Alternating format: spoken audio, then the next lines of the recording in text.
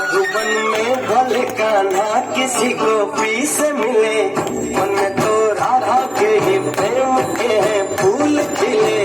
इसलिए राधा जले, इसलिए राधा जले, बिना सोचे समझे, इसलिए राधा जले, इसलिए राधा